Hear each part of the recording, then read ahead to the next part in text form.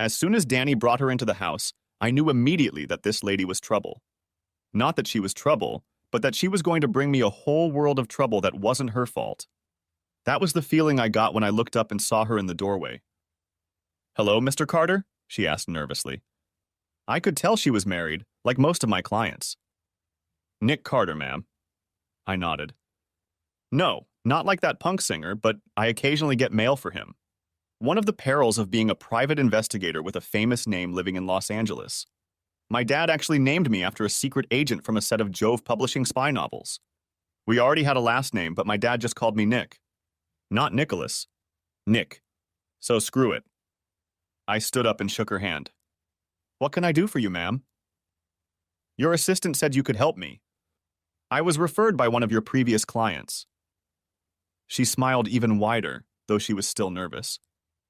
"I see. Okay, Mrs. I'm Janine Linder. My husband is Dennis Linder. He's a psychologist. I have reason to believe he's cheating on me, and I need proof before I file for divorce." She held out his picture to me. I raised an eyebrow, examining the picture. He looked to be in his early 40s, square jaw and dark hair graying at the temples. He had bright green eyes that would probably seduce most women. "Okay, ma'am." "Do you know how this works?" I asked, and she nodded. "Okay. Give me a maximum of 2 weeks and I'll have all the proof you need. For those 2 weeks, I charge $5,000. Is that okay with you?" "Yes, and half up front, right?" she asked. "Do you have your own account that your husband doesn't know about or have access to in order to check your finances?" I asked. "Yes," she said. "I set it up a couple months ago so he wouldn't find out if I hired someone to spy on him." "Your former client says you're the best." She smiled and handed me a cashier's check for $2,500. "Thank you, ma'am. Could you tell me about his suspicious behavior? The more information I get, the easier it will be to track his movements." "Well, it's a little odd that I even realized he was cheating on me. He spends every night with me, and on weekends too. But sometimes when I call his office to invite him to lunch, his phone is off," she said. "Well, he might have hit a client during a session." I shrugged. "Normally you'd be right. But then there's also the distance of the house. He used to be all over me, but now he barely touches me. Then I noticed the smell of perfume on his clothes. At first I thought I was imagining it, but it wasn't my brand of perfume," she said. "Some of his clients might have been hugging him, and how old is he?" I asked. "He's 44, she said, and I nodded. "I've heard that men have a lower attraction at that age than they do before 40. Could that be the reason for his emotional distance?" "You make it sound like you think I'm just stupid," she said angrily. "No, ma'am. I'm just trying to understand why you think he's cheating. I admit perfume is a pretty big indicator, but this could just be circumstantial evidence. I'm going to take the case, but I also need to know everything you can think of. How is he acting suspiciously other than turning his phone off?" "Well, on Mondays and Wednesdays, he always calls before lunch. Sometimes he answers right away. But on days like that, he goes straight to voicemail." "Okay, I think I've got it. Tomorrow is Wednesday, so I'll start my investigation then. I'll get back to you as soon as I have something concrete." I nodded, rising from my chair as she did, and shook her hand. "Thank you, Mr. Carter. Frankly, I hope it's nothing. But I need some peace of mind on this matter." She smiled warmly. She was indeed a beauty, and had I not been married, I might have considered comforting her. "Any time, Mrs. Linder. If I don't find anything after 2 weeks, you won't have to pay me the rest of my fee," I told her. "That's my guarantee." "Thank you again, Mr. Carter," she said. "Ma'am, call me Nick." "Mr. Carter was my father." I smiled, and she smiled back. "Okay, Nick. I'm Janine. Ma'am is too formal." "Okay, Janine. I'll get back to you as soon as I have something for you. Danny, my assistant, should have your information, so I'll get your number from her." I walked her out and promised to contact her again. As soon as Janine left, Danny walked in and lowered herself into the padded chair in front of my desk. Daniela Velasquez had been my assistant for 6 years. Honestly, I'd be lost without her, and I think she knows it. She's single, dating, but not often. She has gorgeous black hair, brown eyes, and a gorgeous tan that she inherited from her Mexican ancestry. She looks like J-Lo, but she has more junk in her trunk and a much bigger rack. Yeah, if I wasn't married to the woman of my dreams, Danny would be in trouble. I may be married, but I'm not dead, and I never touch. All right, Hefe. Here's what I have for you at the moment. She held out to me the dossier she'd gathered online about our target. Danny's not a bad private investigator in her own right, and I'm proud to have trained her. She's a fast learner, that's for sure. Denise Linder, psychologiste extraordinaire. I glanced at the folder and an alarm bell rang in my head. It seems a former patient had filed a malpractice suit against him a couple years ago, but the suit had been mysteriously withdrawn, with some boilerplate answer as to why. This was getting more and more interesting. The former patient was a woman, and her husband divorced her shortly after the malpractice suit was withdrawn. This was a red flag. I had a bad feeling about Dr. David Linder, and my intuition usually isn't wrong. Danny, dig a little deeper about this asshole, will you? I have a bad feeling about him, said I, and Danny giggled at my phrasing. Haha. Yeah, I know. I opened the door for him, and thanks for not stepping through it. Anytime, boss. She winked at me sweetly, then stepped back to her desk to do some more Bing searches on Dr. Dumbass. Daniela is twice her gold, and I know I don't pay her enough, even though I pay her very well. We are more like partners than boss and assistant. We split every case 60/40ths, including fees. Those fees, when added up between several clients, total over $200K a year. After expenses, I usually get $150K and Danny gets $110K. And that's after taxes. We have an attorney in common who provides us with legal help on a quid pro quo basis since we kind of work for him as well. His name is Wesley Quentin, and divorce proceedings and other domestic issues are his game. And then there's my wife, Samantha. Yes, Samantha Carter, formerly Samantha Stern. No relation to Colonel Carter from Stargate SG-1. She goes by Sammy for short. I met Sammy 7 years ago when I retired from the company I worked for in Langley, Virginia, and moved back to Los Angeles. I was an insurance investigator for that company. It was a decent life, but after one client in Paris turned out to be a real asshole, I decided I'd had enough and used my investigative skills back home. I had enough money saved up to start my own private detective business. Well, now there's no hiding anything. Sammy's a total knockout. She's tall at 5 feet 8 inches, which puts her flush with me when she puts on her 4-inch heels. I first met Sammy when I solved my first case for my first client. He threw a party to celebrate me finding and recovering his property.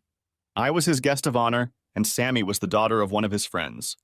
She saw me and I saw her, and we were magnetically drawn to each other. We talked and danced and talked some more. I met her father, a nice man, and he bought my usual line about being a former insurance investigator who had decided to go into private investigating. I had prospects, and during the party I managed to get a few more clients.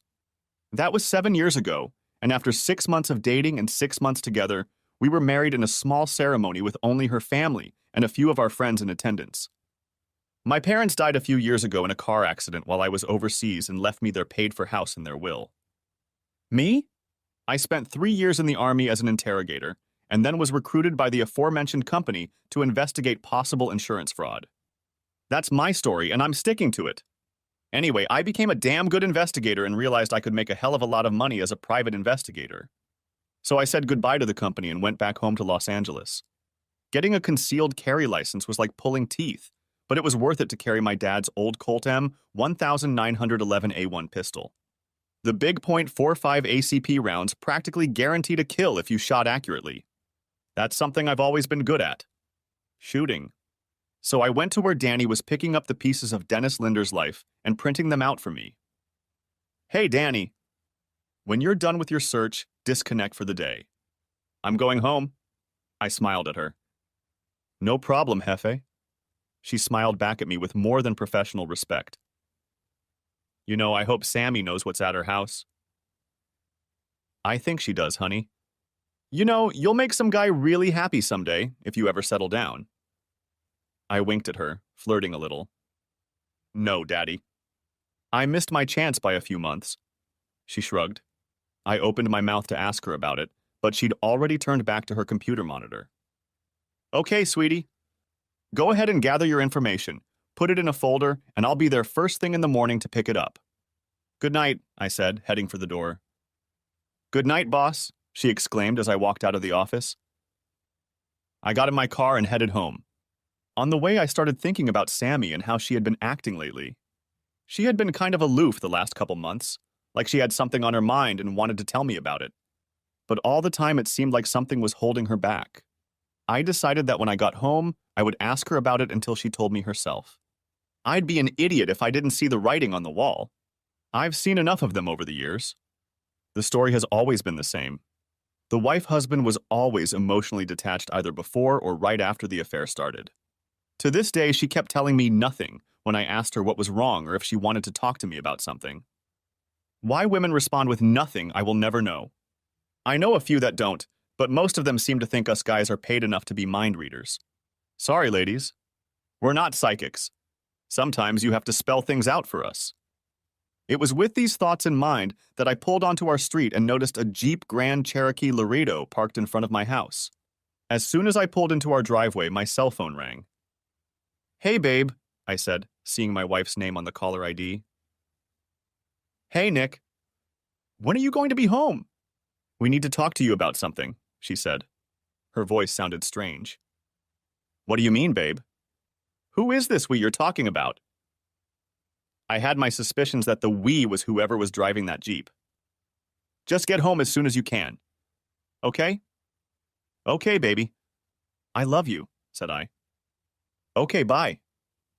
The alarm bells in my head had now turned into a full-fledged klaxon. I made sure my pocket voice recorder was in my pocket and ready to go, and my cell phone had the ability to take pictures. Just in case, I turned on my camera. I had no idea what had gotten into Sammy. She'd never professed her love for me, not even recently. And now? I breathed deeply, doing breathing exercises to calm myself down. Once the Zen vibe was established, I got out of the car and took a picture of the Jeep's license plate. I had a really bad feeling about this. My gut was screaming at me about it, and I always listened to my intuition. As soon as I walked through the door, I saw them kissing. They didn't even realize I was so close, and I managed to get a picture of them together. I walked into the room, calm and happy, and clicked until they noticed me. I pressed the record button on my pocket recorder, which was where else in my pocket. "Oh my God," said Sammy. "You scared me, Nick." "Care to explain why you're making out with some asshole in my house, future ex-wife?" I asked, raising an eyebrow as I closed my phone. "That's part of the reason I wanted you to come home, Nick," she said. I looked at the asshole for the first time, and I had a sudden urge to grab my gun and put a hole in his head big enough to drive a Mack truck through. Dennis Linder, my current target, stood in my living room and towered over me. The situation was not an easy one. My client's asshole husband was standing in my house and apparently entertaining my wife. At that moment, I wanted only one thing, to destroy him and at the same time her. My heart was breaking, but anger held the pain in check for now. However, if I was going to get the money, I had to behave calmly. Revenge would come later. Payback was a bitch and a half, and these two were going to feel the full effects of it. "Okay, what do you want to talk about?" I asked with a lot more calmness than I actually felt. "Mr. Carter, can I call you Nick?" the asshole asked. "No. Only friends call me Nick. You're not a friend. You're an asshole who entertains my wife. Therefore, but by definition, we will never be friends. Got it?" I asked with a chuckle. "Yes. So, I'm Dr. Dennis Linder, and I treat your wife with therapy," he said, introducing himself. "Okay. Does therapy involve kissing my wife in my house?" I asked, raising my eyebrow again. "As a matter of fact, right now. I know that's highly unusual and probably hard to swallow. But you'll have to watch us while we do it," he said. God, this guy was dumber than a box of bowling balls. He was playing right into my hands, reinforcing not only my own divorce proceedings, but making sure his wife got everything except my alienation of affection and negligence suits, which I was already planning. I only looked at him for a moment. "Doctor." "Dennis Linder, is it? I hear you're really good at what you do." "Psychology, right?" I asked, sucking up to him. "Yes, psychology. My methods are sometimes controversial, but I always get results." He pouted. "And how long has my wife been going to you for?" "Therapy?" I asked, holding back my own explosion that was straining and bursting outward. 2 months now," he confirmed. Sammy hadn't said anything about seeing a psychiatrist. I looked at her then. Sammy, if it was so bad, why didn't you just talk to me? I told you years ago when we were dating that if anything was wrong, you could come to me.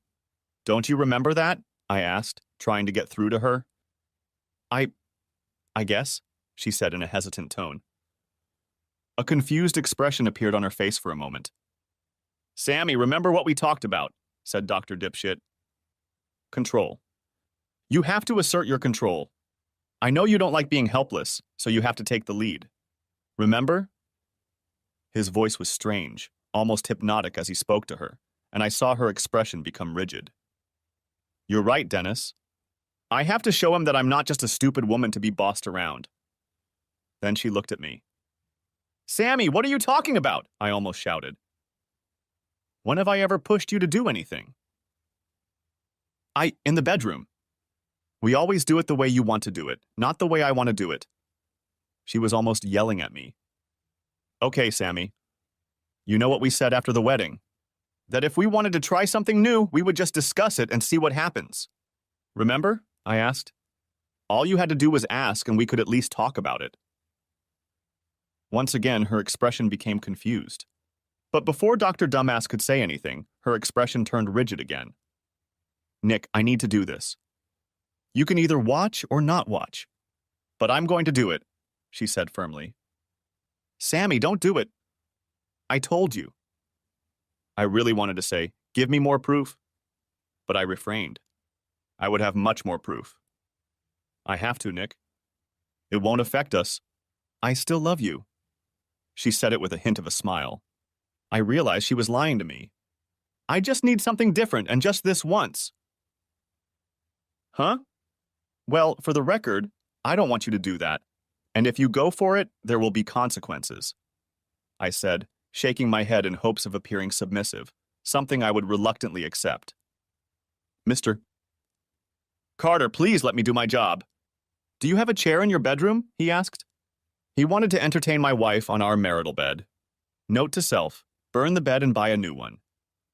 Yes, there is. Wait, you really want me there? I asked with a look of horror on my face. It's necessary, yes, said Dr. Dumbass. If you insist, I roared. Doctor, is there really no other way to get my wife back to normal? I'm afraid not. He said it with a contrived sincerity that wouldn't fool a kindergartner.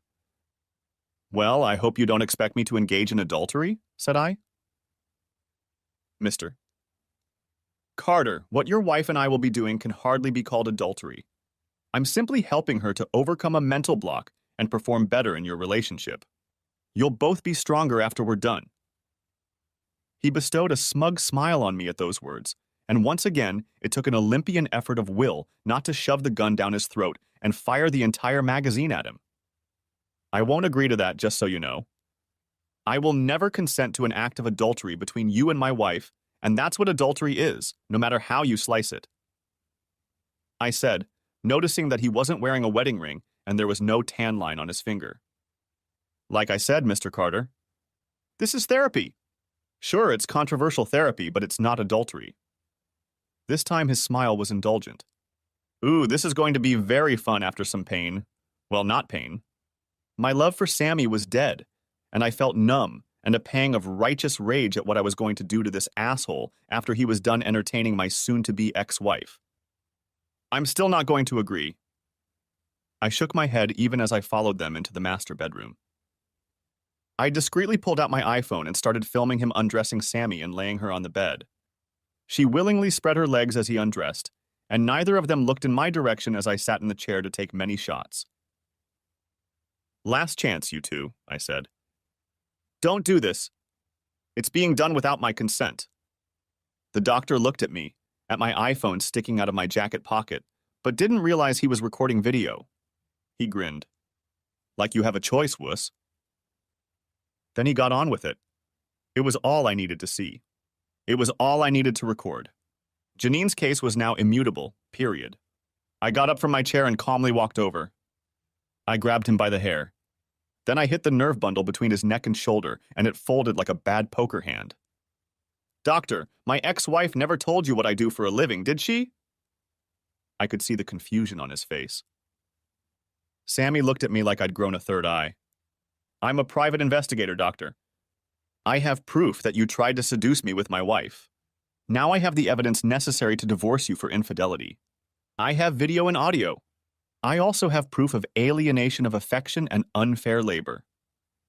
I grinned triumphantly, then reached into my belt and pulled out my gun. See, you're a big man, doctor. I could have lost to you in a fair fight. But Colonel Sam Colt makes all men equal in the eyes of God. You should be able to move in a minute. As soon as you can, get dressed, get your whore, and get out of here. I said this calmly and evenly, which scared the hell out of both of them. I heard Sammy sigh. Good. I looked at the woman who had just broken my heart. Samantha, you need to get dressed, pack your things, and get the hell out. What? She demanded. You heard me. I told you there will be consequences if you go through with this, and those consequences will be very bad. I felt detached. I felt like my emotions weren't working the way they should. The consequences are going to start right now. You're going to pack up your things, put them either in your car or his SUV and leave. I'm going to call my lawyer and have him prepare the divorce papers. And then I'm going to get a restraining order on you and the good doctor. I'm just glad we don't have kids, and I'm damn glad I'll never be a father to your kids. I shook my head. Sammy, you broke my heart. I hope it was worth it for you. My voice cracked on the last sentence. If that lover wants nothing to do with you, go live with your parents. A whole range of emotions flashed across Sammy's face as she comprehended what I had just told her. Her main emotion was confusion. But Nick, don't you love me anymore? She said, eyes wide in innocent shock. Not after you willingly let another man, despite my protests, take you in our marital bed. I shouted that last word. You have desecrated the vows we took on our wedding day, Samantha. Because of my protests, you have shredded everything we had. Yes, I really let her have her way this time. I wanted her to feel pain. I wanted her to feel the pain in my heart when I realized she didn't love me anymore. I can't believe I never knew you, Samantha. I called her by her full name because I knew she hated it, and because she knew I only called her that when I was angry. Samantha, do you remember our conversation just before we got married? The one about fidelity? Do you remember that one? The one where you said you wouldn't tolerate cheating. The one where you said you had zero tolerance for cheaters. Well, darling, this fits the definition. That day I saw the wisdom in your words and accepted your philosophy. The asshole hissed before she could respond and seemed to be seriously considering pouncing on me. I stepped away from him, holding the Sam Colt at the ready. I also made sure to keep Samantha in my sights. You're making a mistake, Mr. Carter. I'm going to press charges. He grinned. No mistake at all. I caught you in bed with my wife and thought she was being raped. Who are the cops going to believe? The respected private investigator who caught the rapist, or the man who claims it was consensual? Look at Samantha, doctor. Look at the anguish on her face. Misery. It's a good thing I got here in time, isn't it? Otherwise, you'd have gotten away with it. Maybe I should call the police and report it. His face paled as he hesitated, then thought better of it. Okay.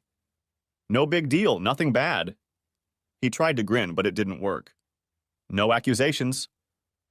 I noticed he still hadn't mentioned his wife. That was interesting. Perhaps he thought he was keeping a secret from me, and I had allowed him that illusion for now. I had to give him a little push, though. I'm sure the news channels will be thrilled. Private investigator's wife caught in bed with her counselor. Story on 11. I shook my head with a look of disgust on my face. Then he blushed. No. You can't go public with this. He was almost shouting. He dressed quickly, making sure he had everything he came with. Please, don't make it public. He was begging now. I held him to it. If you return all the royalties my soon-to-be ex-wife paid you, I might consider it. But I'll still sue you for A of A and malpractice, said I, cornering him. It's a deal. Anything you want, he said with a panicked expression in his eyes. Anything I want? Oh, what possibilities? But no. I wanted him to know fear. I wanted him to feel fear of the inevitable despair, of the utter devastation his life was about to become. I enjoyed it and felt no guilt for screwing him over the way he had screwed me over. The difference was that while he was entertaining my wife, I was going to entertain his life. but in slightly different ways. I'm not sure how much fun he would have had. After getting dressed, he ran out of my bedroom and I heard the front door slam. He broke all speed records, racing away from me and my house. I looked at Samantha, and I could tell she saw the anger in my eyes. "Nick, we can get through this," she pleaded, crying crocodile tears. "Please, baby." "Where was baby when I came home, Samantha?" "Where was love then?" I grinned. "Get dressed, pack up, and leave," I said. "You've got an hour. Since Dr. Dumbass wants nothing more to do with you, I suggest your parents." Samantha just stared at me in utter shock. Then she started to get dressed and start packing. I let her use all 4 of our suitcases, knowing that I was just going to buy new ones. I went into my home office and called the locksmith and the furniture store. I called the locksmith when he was already closing, but promised him a huge bonus for the rush job on my locks. Then I told the furniture store I wanted a queen-size bed to replace our old queen-size bed, sheets, comforter, and all. It was expensive, but it was worth it. He asked why I wanted to throw the old bed in the backyard, but I just told him I wasn't paying him to ask questions. He caught the tone in my voice and prudently slammed his trap shut. Samantha packed in 55 minutes, and as a gesture of generosity, I helped her carry her suitcases to the car. In other words, I dumped them in the driveway by the trunk of her car. Then I went back into the house and slammed the door behind me. I called Wes and asked him to apply for a restraining order with the night court judge. In my application, I named both Samantha and Dr. Dennis Linder. I then asked him to prepare papers for divorce, alienation of affection, and unfair labor practices. An hour later, both the locksmith and the furniture makers finished the job, and I paid them off with a credit card. I called the credit card company and canceled Samantha's cards. I then called my bank manager at home and asked him to cancel Samantha's debit card. I gave no explanation, but as the primary owner of our accounts, I felt it was necessary. I no longer trusted her. For those who think I've gone too far, go screw yourself. I poured myself a couple shots of Chivas. I usually drink beer and like it better than any other beverage. However, I needed something stronger. So I poured myself a shot and sipped it, thinking about what my marriage had become in such a short period of time. Around 7 p.m., I realized I was about to snap. I called Danny. "Hola, jefe," said Danny. "Hi, Danny. I hate to call you after hours, but I'm going to need your help tonight," said I. I was proud that 2 shots of Chivas hadn't disturbed my judgment or confused my words. "What's wrong, boss man?" she asked. I never managed to calm her down. "Well, it's complicated, and I don't want to tell you over the phone." "Just come to my house," I said, feeling the walls start to crumble in my mind. "Okay, jefe. I'll be right there." She ended the conversation before I could respond. God bless this girl. 10 minutes later, she was already knocking on my door. I got up from my seat staring at the blank TV screen and went to open it. As soon as I opened the door, Danny rushed into my arms and hugged me tightly. She slammed the door behind her and then pulled away from our embrace to put the deadbolt back on. When she turned around, she grabbed my hand and pulled me back to the couch. She sat me down and sat next to me. "So, where's Sammy?" she asked, already guessing what was going on. After all, Sammy's car wasn't in the driveway, and I wasn't as upset as I would have been if she had died. I looked into Danny's deep brown eyes. "She's gone. Probably to her parents. She cheated on me, Danny." I couldn't hold back my tears any longer as she wrapped her arms around me and pulled me against her, and I ruined her blouse with my tears. I clung to her desperately, just needing human companionship. When I finally let it all out, Danny gently pushed me away and looked into my eyes. "Nick, listen to me. Are you absolutely sure Sammy was cheating on you?" Not trusting my voice, I pulled out my pocket recorder and, setting it on the coffee table, pressed play. I then opened my phone, brought up the video, and pressed play before handing it to her. Danny watched and listened with growing terror in her eyes as I went to get 2 bottles of beer from the fridge. When I returned, a dark fire blazed in her eyes and she stopped both the recording and the video. I opened both arrogant bastard Alice and held one out to her. "Esa maldita perra pollas," finally exploded Danny, taking a sip of the bitter ale. "That damn bitch." Wow, Danny wasn't holding back. I smiled crookedly at her words.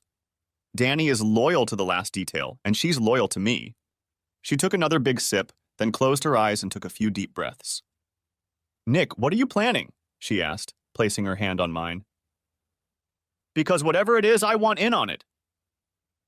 A nuclear strike on the doctor. I have reason to believe that maybe Samantha has been brainwashed. If that's the case, I want her to get the help she needs, I said, my voice hoarse from sobbing. If there was even the slightest possibility that asshole had somehow brainwashed or coerced her, I wanted to find out how. As for Dr. Cranberry himself, I want him and everyone around him burned, except for his wife, who you met earlier in the office. Turns out she was right when she said he was cheating, and it was with my own wife. That's some bullshit shit, Nick. Danny shook her head sympathetically. But okay, what's our first step? Reconnaissance, of course. I smiled strained, trying to hide my feelings. Now that I was on the job, it was easy to slip back into the image of a professional. I'm going to pay a little visit to his office in a few hours. If you're having trouble breaking in, you don't have to come. Screw that. I told you I'm in, Jefe. I'm in it to win it, and you know I'm not backing down. She smiled at me, then leaned forward and hugged me tightly. I know Sammy, Nick. I've known her almost as long as I've known you. I think she was at least forced into that convertible. I think so too, but even then I'm not sure I want her back. She's been shitting on us. She's known the tool for 2 months now, and in that time, he's managed to convince her that our marriage is just another toilet to shit in. I said this, still hugging her tightly. God, she felt so good. I was sorely tempted to kiss her right then and there, but there were only 2 things stopping me. 1. I hoped that Samantha was a victim of brainwashing or coercion, and that we could somehow work through it all. 2. Even if she was more willing than she seemed, I wasn't going to stoop to her level and cheat with anyone, even Danny. Danny, I know what you're thinking, and you have no idea how tempting it is right now. But we have work to do. I squeezed those words out of me with iron willpower. I steeled my resolve and continued. We'll stop by the office and pick up the van. Good call, boss, she said, holding back her feelings. It didn't take a rocket scientist to realize she'd always had a thing for me. We flirted with each other, but I thought she was just flirting. But now that Sammy was out of sight, at least for the moment, it was obvious that she wanted more. Part of me was dying to give her what she wanted, and that part of me wanted it just as much as she did. But, and here's the rub, I wasn't going to do what my wife had done. No, my revenge would be far worse if things went the way I feared.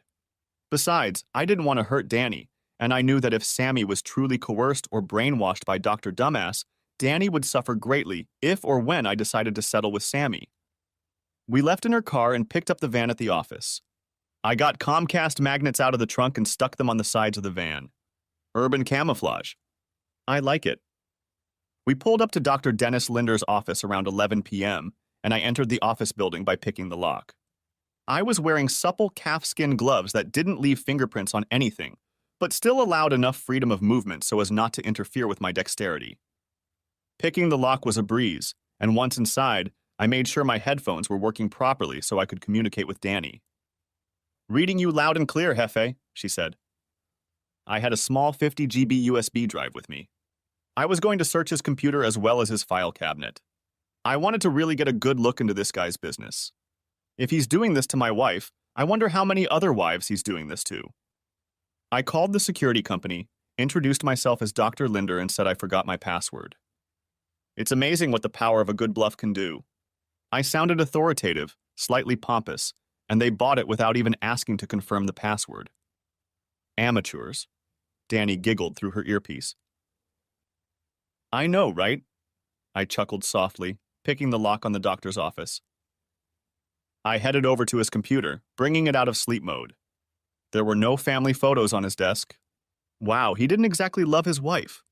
I shook my head, thinking about the fact that this asshole, who had a damn beautiful woman living at home, was dating at least one of his patients. Password protected. Shit. Shit. Shit. Okay, don't panic. I analyzed everything I knew about Dr. Linder. He was smart, though not very street smart. He was cunning when it came to seducing women. On the way out, Danny laid out for me another piece of dirt she dug up on Dr. Deepfaker after I'd left. He was a serial womanizer, if you read between the lines of his other patients who had filed malpractice claims against him, or even filed harassment charges. Then those charges were dropped for no good reason. Just a trivial misunderstanding at the cops question. I already hated the guy. Now I was ready to destroy him slowly. So, mindful of his womanizing tendencies, I typed Romeo as a possible password. Access denied. Casanova. Access denied. Lothario. Access granted.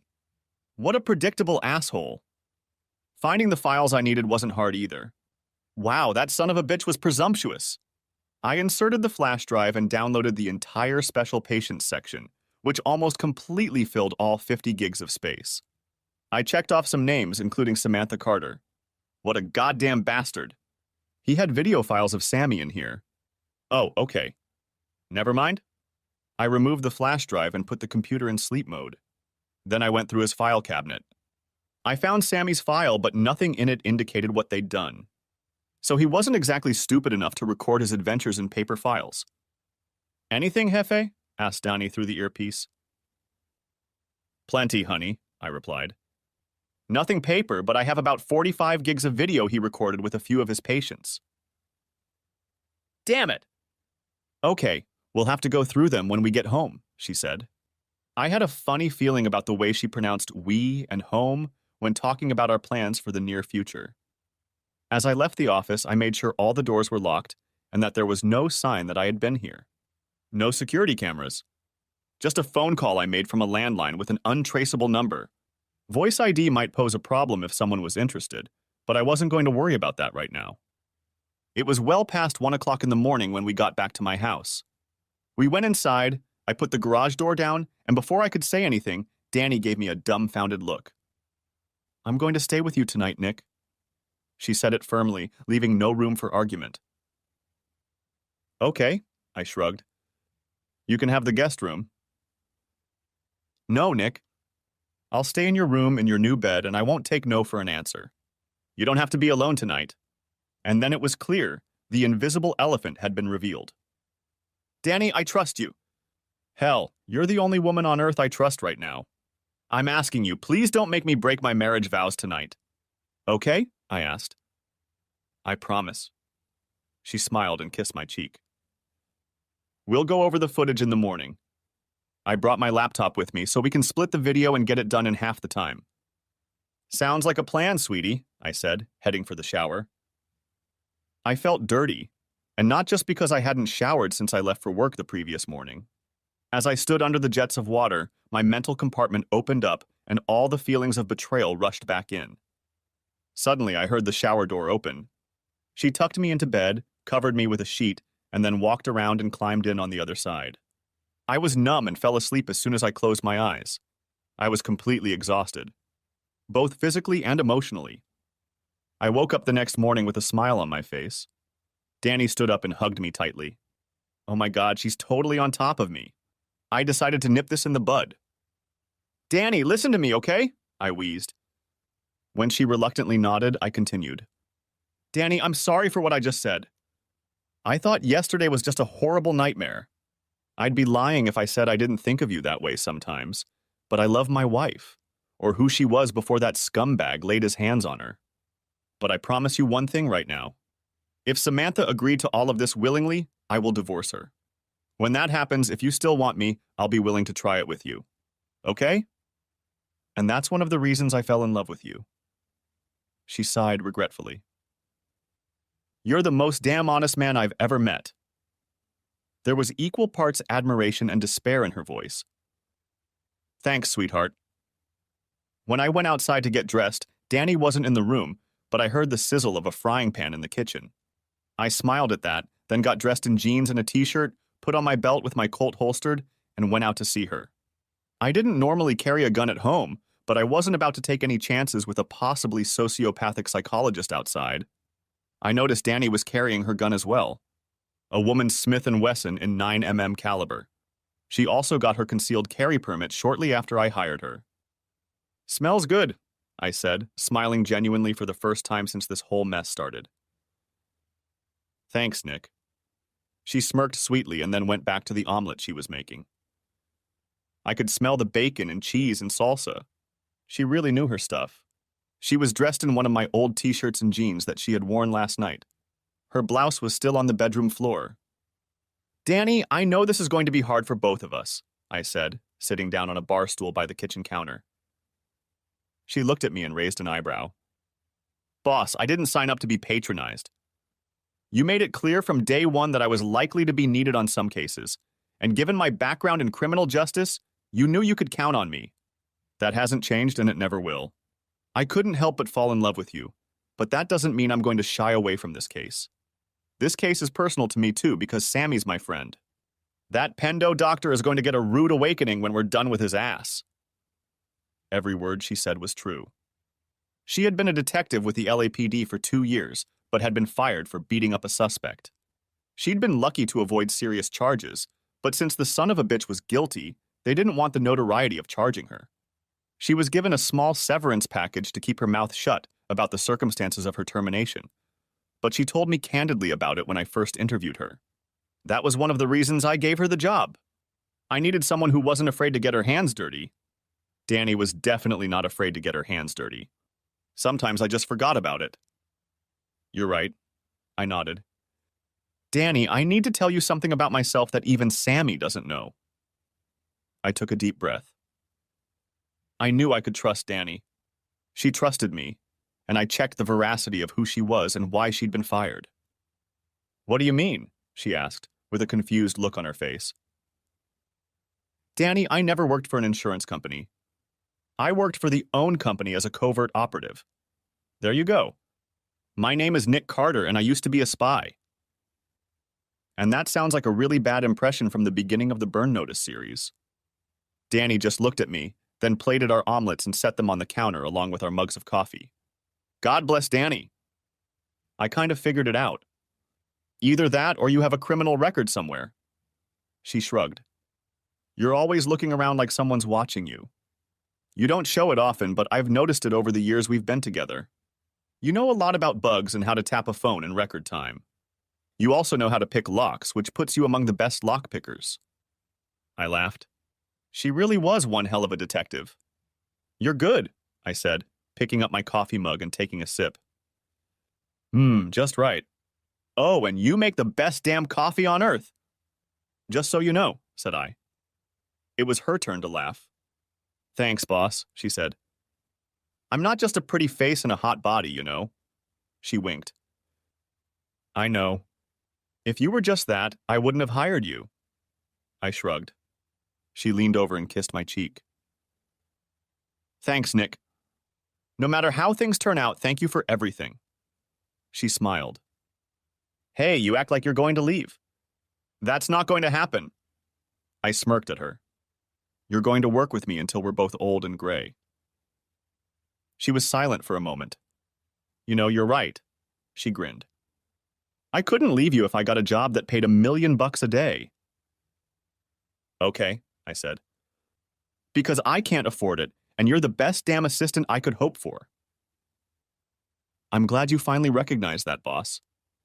Now eat before I spank you. She stuck her tongue out, and I stuck mine out in response. Then I really got down to eating, and her omelet turned out to be surprisingly tasty. Boy, that girl can cook. There are two schools of thought about the way to a man's heart and all the things girls are taught. The first is through the stomach, and the second is through the penis. For me, it's both. Of course, Sammy is a tornado in bed. She was my tornado in bed, and she could cook pretty well. But, and you knew there was going to be a but now, Danny's prowess in the kitchen easily put Sammy on edge. If she entertained even half as well as she cooked, I'd seriously consider an exchange, even if Sammy was brainwashed by Dr. Dumbass. It might sound cold, but she gave in pretty easily without even discussing anything with me. I couldn't believe she could go behind my back to a quack psychiatrist like Linder and not discuss anything with me. It wasn't like her. She used to tell me everything at the beginning of our relationship. It was only in the last couple months after starting therapy that she had shut me out almost completely. When breakfast was over, I helped Danny wash the dishes. Once she was done, she turned around, and before I could react, she wrapped her arms around my neck and pulled my face to hers. I'm sorry, Nick, she said quietly. No, Danny. I don't think either of us are sorry about that. I chuckled. Damn, I wish I'd met you before my wife did. Me too, she said sadly. Damn, someone was going to get hurt no matter how things turned out. I really didn't want it to be either of them if Sammy was coerced or brainwashed. We had to see those videos. Let's go watch the videos. Maybe they'll shed some light on Sammy's mental state, said I. We went to the room where I kept my home office, and I downloaded half of the videos onto her laptop. I started where I should have started, with Sammy. The first interview was pretty straightforward. Just an introduction. Dr. Dicksaker was writing something down in a notebook, asking Sammy questions about her life. He asked about her husband, me, and other relatives. She told him about her parents and how much she loved us all. I studied his face with a sly smile playing on his lips. He then asked a few more innocuous questions and then told her not to tell anyone about it as it might negatively affect their future therapy sessions. What a son of a bitch. He was going to seduce her from the beginning. And since she was following his instructions to keep me in the dark and I had no idea what was going on, I couldn't do a damn thing to stop it. He abused her trust in him as a medical professional. Negligence suit. Check. There were more questions in the second clip. More personal this time. He asked her about our lives. He just wrote down every answer she gave in his infernal notebook. He asked some more personal questions that she didn't seem to want to answer, but he assured her that no one would ever know what she said again. She again answered truthfully. At the end, he reiterated again that the session should be confidential. She agreed. I checked the dates on the videotapes. There were 16 videotapes of Sammy's sessions, and that corresponded to his Monday and Wednesday appointments. I groaned, covering my face with my hands.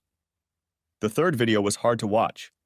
But again, he wasn't brainwashing her or forcing her to do anything but professional ethics, as he called it. On the fourth video, he began his devious seduction in full. He asked her to describe her fantasies in detail. She managed to recount 2 of them before time ran out. Again, a non-disclosure agreement, and she was on her way. The fifth and sixth videos were very similar to the fourth. She told him about her fantasy. He reminded her to keep each video confidential, and she agreed. The rest of the videos were also conversations about her fantasies, related in one way or another to her cheating. By the end of the 14th video, he had raised her self-esteem to the level of selfishness and convinced her to have 2 men, including me, as part of her therapy. I noticed that starting with this video, he didn't encourage her to keep quiet, knowing that she wouldn't tell anyone, including me. This was the 15th video where he first entertained her. Just under a week and a half ago. He told her he would be a second man if that's what she wanted. She looked like she struggled with that decision for a full 15 minutes as he gently nudged her into what he wanted her to think. Finally, she gave in. The 16th clip was the last. It was pretty much the same. But this time she asked her to keep it a secret, and she would call him herself on the right day and hour. I stopped the video and looked up to see Danny looking at me with tears in her eyes and an expression of disgust on her face that probably reflected my own disgust. This guy was a serial seducer. A real Lothario. At least that was clear from his password on his computer. I'm going to hit that son of a bitch with a legal warhead so powerful he'll wish he'd never been born into the world, I vowed in a calm voice in front of God and Danny. I agree with you on that one, boss, she said, taking a seat on the edge of my desk. It seems like the longer videos are more difficult. If it makes you feel any better, all the others are shorter than Sammy's. Apparently she lasted the longest. She shrugged and smiled encouragingly. I kind of guessed that, since everyone else here is shorter than her. But you just confirmed it.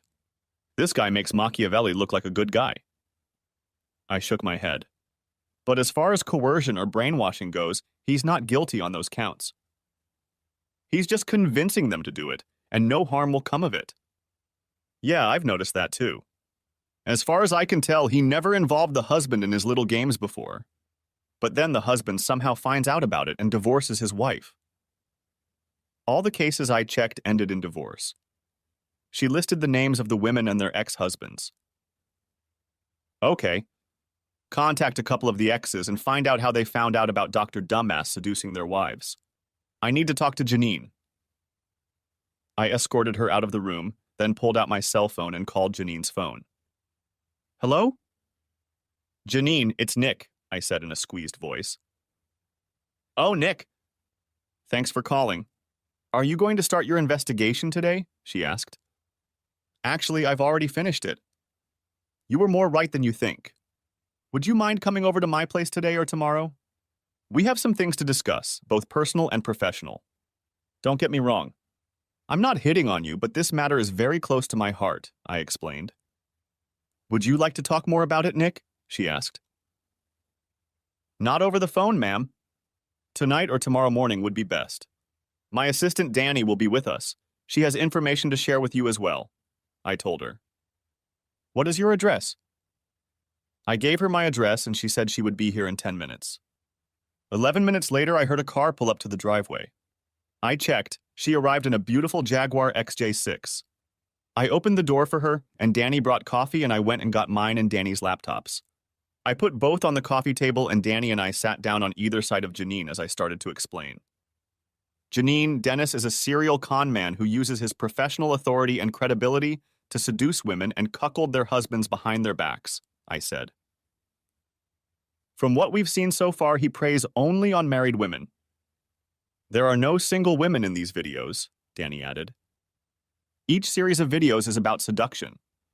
He gains their trust, then talks about fantasies or problems in their marriage. Using this information, he seduces them and gets them to do exactly what he wants. He doesn't force his victims or brainwash them, but as you can see, he is a serial offender, I said, showing her all the series of videos. She gasped at the sheer number of them. How the hell could he keep this a secret? She screamed, her face turning beet red with rage. Janine, calm down, please. There's more, said I, swallowing the lump in my throat.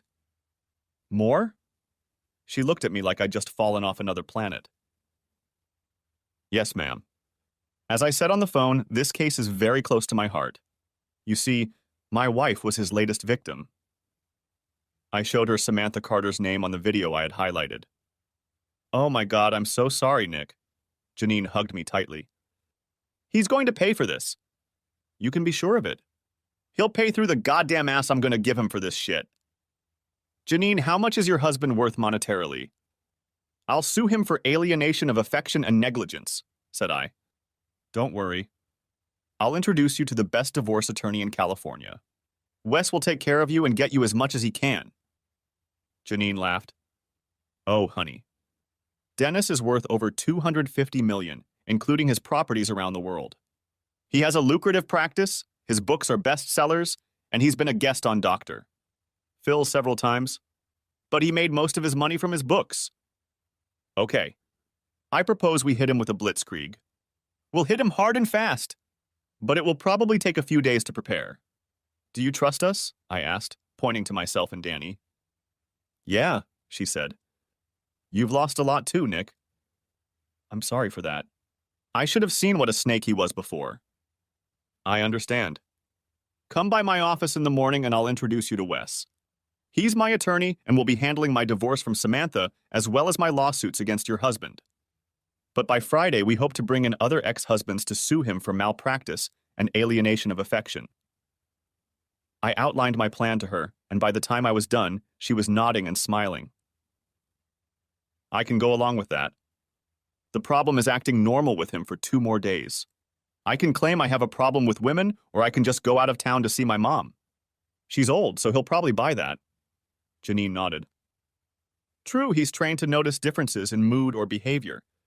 My advice is to contact your mother, tell her what's going on, and ask her to cover for you. In the meantime, I have a guest room here with a double bed and room for 2 more cars in the garage. I smiled. So far, only my car and Danny's car were parked there. I handed her the garage door remote and she gratefully accepted it. She went home to pack her things. Danny went home to pack as well. She packed her clothes for the whole week and came back a half hour later. I giggled as I watched her haul her stuff into my room and stack it in Sammy's old dresser. The girl is determined. I have to hand it to her.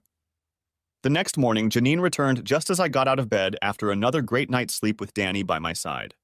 Danny was in the shower when I heard the garage door open. Janine looked great. She gave me a sympathetic hug when I walked out to meet her as soon as she entered the house.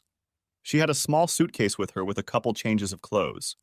She also brought me Danny's boys' account statements, and I ahed when I saw how many liquid assets he had.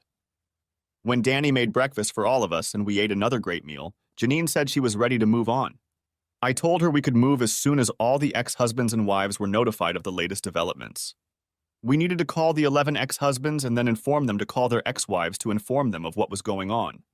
We were going to file separate lawsuits against Dr. Dumptruck for negligence and alienation of affection, and they were more than happy to join us. Not surprisingly, most of the husbands were more than ready to get revenge on Zasrans, and most of the ex-wives were raring to go. But I wasn't about to bring Sammy into this. Not after I saw that last video. I showed up at Wes's office along with 9 of the 11 ex-husbands we were able to contact and all 9 ex-wives. Since I was ex-husband #12, I had to be involved in the case. Wes, to save time, drew up identical A of A and malpractice papers and just put different names in there, depending on who was in line. He was like a kid in a candy store. More than 175 million of Dr. Dumbass's liquid assets and nearly 100 million in real estate worldwide that will likely have to be liquidated to pay for malpractice, divorce, and A of A. Sure, a class action suit would have been easier, but in this case we were aiming for shock value. I wanted Dr. Dennis Threat Linder to know that his world was about to crumble around him like the walls of Dam Jericho. Janine, along with me and Danny, waited at the end of the line, while Wes happily helped a new crowd of clients make the asshole's life miserable and get rich in the process. Yeah, he's a good buddy of mine, but he's still a lawyer. When he finally finished printing out the malpractice and misdemeanor papers for his new clients and sent them on their merry way, promising to deliver them to Dr. Dingus at work early Monday morning with plenty of witnesses, it was Janine and I's turn. I filed for divorce from Samantha and Janine filed for divorce from her soon-to-be very poor ex-husband. Wes was immediately attracted to Janine, and the attraction seemed to be mutual. We agreed with Wes that each client's belongings would be delivered by different process servers at the same time. Wes, Janine, and Danny joined me and grinned like skeletons. It was going to be crammed on Monday morning, and Danny, Janine, and I were to sit in the front row. As a bonus, Wes gave each of us, his clients, a free restraining order against Dr. Dumbass. He knew how rich he would get when all the fallout from this massive nuclear strike settled. Then came the time for Phase 2. Phase 2 involved saturation of the media and law enforcement. I used video clips of Sammy, removing her face and replacing her voice with a computer-generated voice, removing all mention of her or my names, using a new media editor program I bought. I spliced together excerpts from different videos, showing how Dr. Dennis Linder made a habit of seducing women leaving happy marriages, or marriages that could have been happy after his therapy. But he saw fit to destroy those marriages for the sake of his own twisted ego. I used excerpts from videotapes of other women, showing how they all manipulated their husbands at Leander's insistence. I knew the media would eat this story up. The FBI would be brought in on criminal negligence charges because he was ripping off men and doing it to their wives. The California Board of Psychologists will also take an interest in the case. To do this, I created a dummy email account and used proxy servers so I couldn't be traced. Phase 2 began on Monday morning, right after the process servers had done their work. As the last process server was leaving, I handed Janine a bucket of popcorn, and she was just crunching popcorn when Danny Boy came running out of the office, looking around wildly. He saw me standing next to his soon-to-be ex along with Danny. I picked up my cell phone, hit the send button on bulk email delivery, and started Phase 2. We got into my car and drove away while Dr. Dykes incoherently screamed that he was going to kill us all. The last thing I saw of him that day was him kneeling in the parking lot, a whole bunch of papers in his hands, crying hard. My revenge wasn't even half finished. On the third step, we met Samantha and she agreed. She was staying with her in-laws and was about to find out that she couldn't stay there anymore unless she was very unlucky. We met in a very public place. Starbucks. I love that place. I'm here. Does that mean you want to talk? She asked hopefully, sitting down across from me. Actually, I have something to tell you, I said with a smile. Samantha, I could forgive you anything if you were coerced or brainwashed by that asshole. I'm not kidding. But after 16 hours of you agreeing to everything he said, even your protests, you finally suggested I become a cuckold to fulfill your fantasies of dominance. That's something I can neither forgive nor forget. I shook my head slowly. Sammy, I would have done almost anything for you. I loved you more than you can imagine. Loved, past tense. I would have given my life for you until I saw this betrayal. This final betrayal of everything we meant to each other. I'm sorry, Samantha, but you've already gotten the summons. I held out the divorce papers to her. I think you'll find it fair. She looked at the papers in shock. You're kidding me! I wasn't in my right mind, baby. Please, you have to believe me. She panicked, and that's when I put the other shoe down.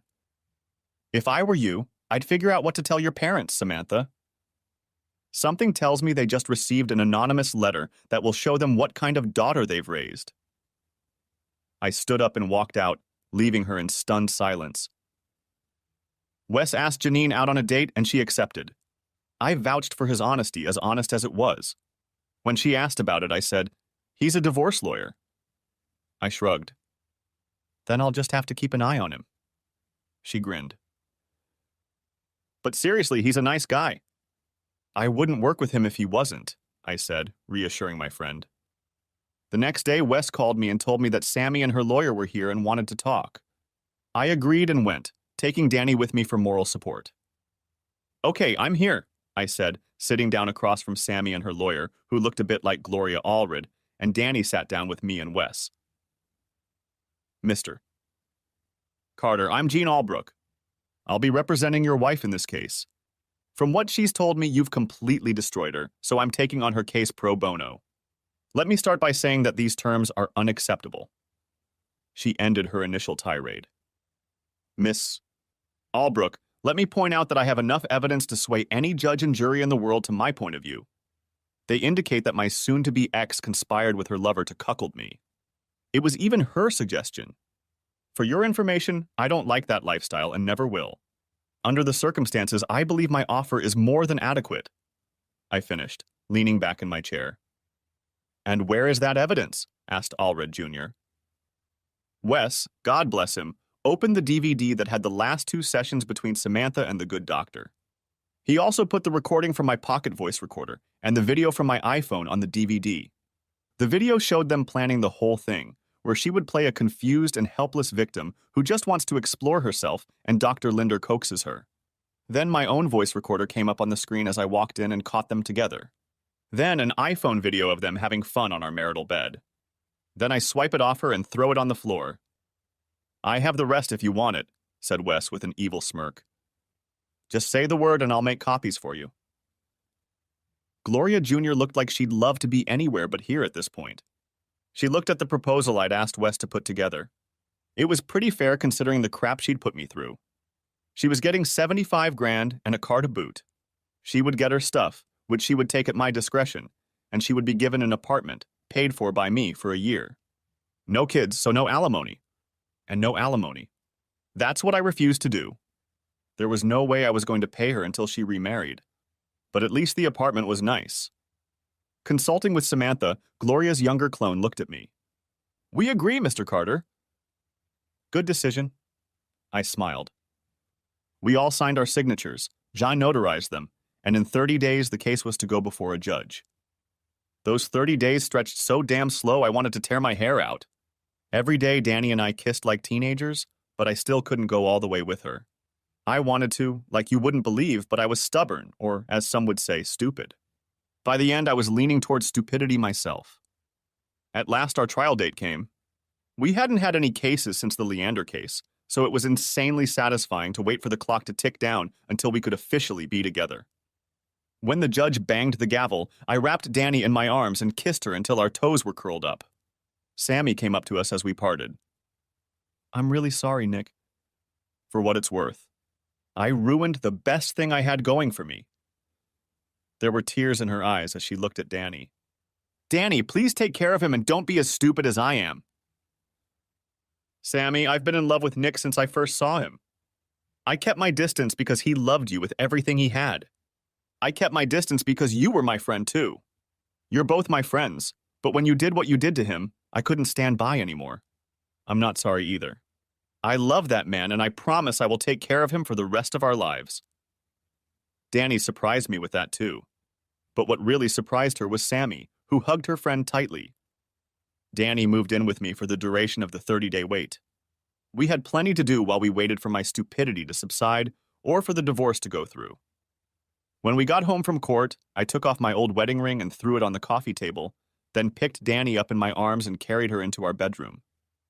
It was 2.5 years before the full effects of my nuclear strike on Dr. Dennis Linder had subsided, and many people had felt the effects of it in one way or another.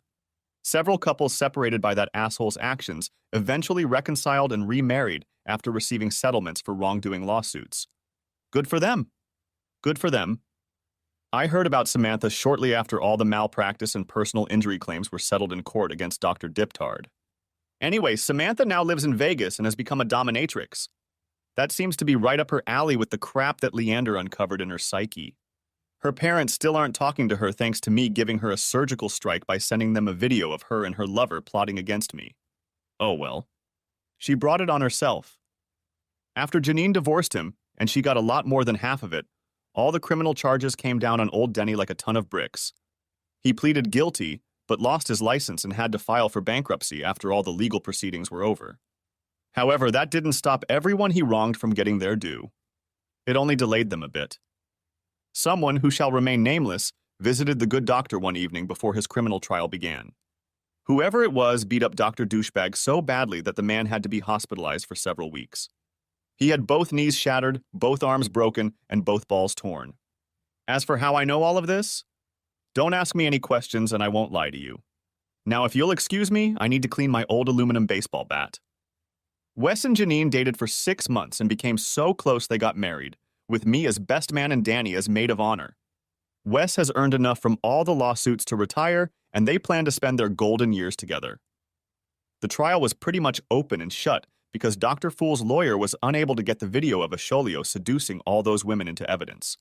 He was convicted on all counts. And when Denny went to prison, he only lasted 2 days before guards found him wobbling in his cell. Apparently, he fell so hard and so fast that he hung himself instead of coming to terms with what his life had become. That's good. One less burden on society. The asshole who ruined so many lives is now literally on the brink of death. Seems fitting to me. After his death, since he never changed his will, Janine was happy to use the large sum of money she inherited to pay off those whose lives her now-deceased ex-husband had ruined. As for Danny and I, we profited like fat cats from my lawsuits. $15 million in all. $15 million, said I, putting my pinky to my mouth. We are now retired too and raising 2 children. Our son Nicholas, since Danny insisted on giving him his full name, which of course I immediately agreed with, is a toddler and is going to preschool next year. Isabel, our daughter, is the sweetest little girl I've ever seen. We're happy now. That case, my last case, was a mixed bag for me, but turned out all right in. The end.